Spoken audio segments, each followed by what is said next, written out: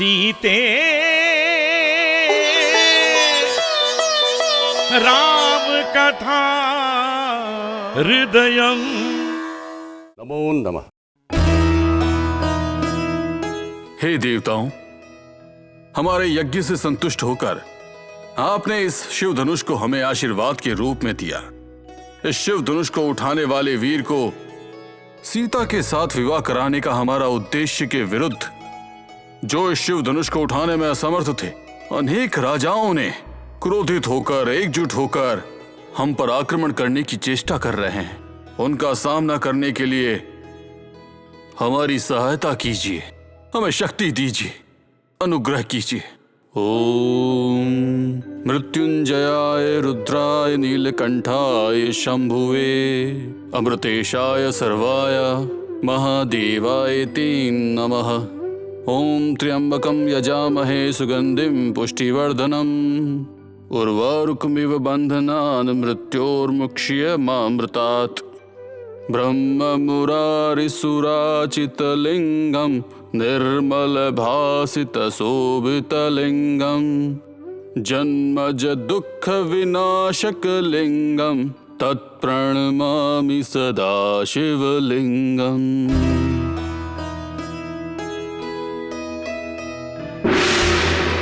जनक महाराज,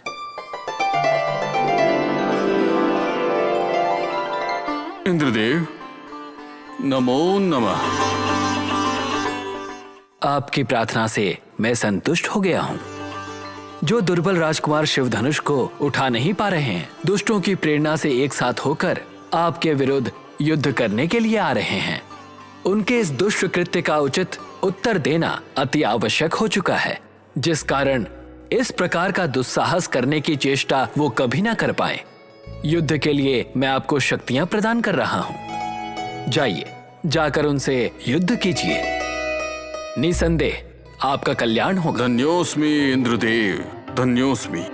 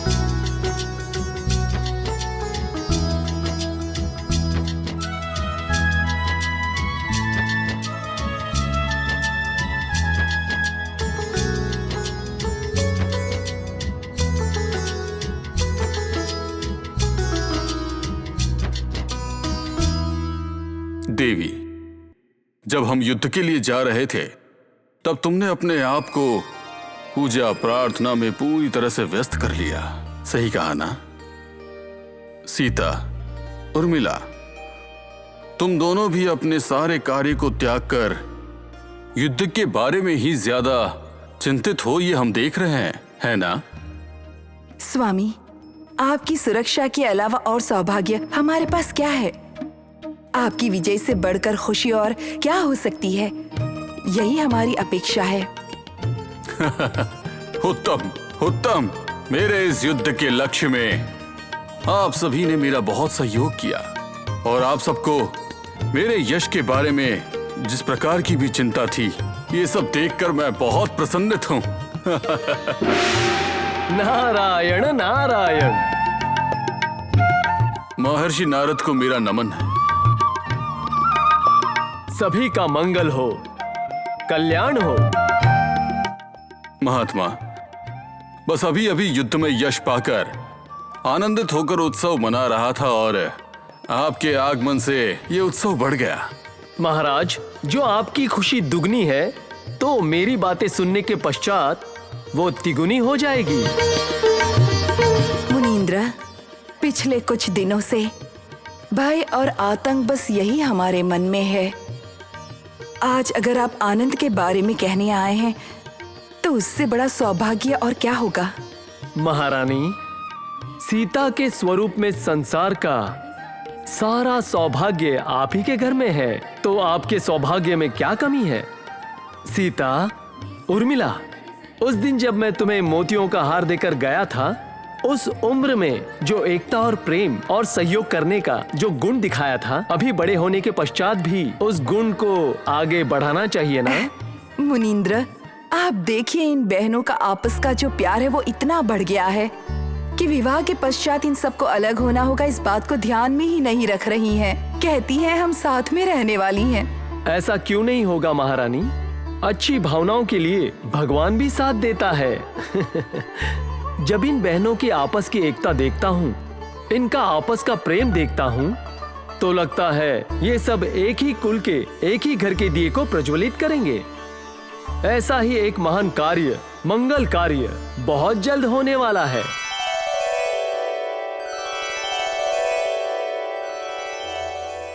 महात्मा, कितने आनंदमय समाचार दिए हैं आपने हमें।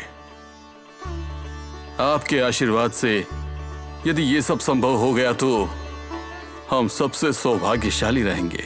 इसमें कोई संदेह नहीं। जब सद्गुण और संस्कारी परिवारों का मिलन होता है, वहाँ जो कुछ होगा वो कल्याण ही होगा।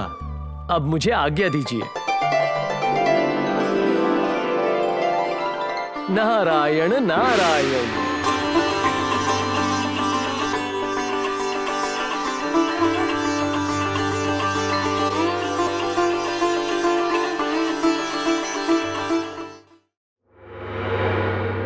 अमात्य जी, सभी सभासद, हमने शिव धनुष की कृपा से, देवों के अनुग्रह से, दूसरे राजाओं को और बहुत सारे दुष्ट राजाओं ने मिलकर जो हम पर आक्रमण किया था उसका विरोध मात्र नहीं बल्कि संहार किया।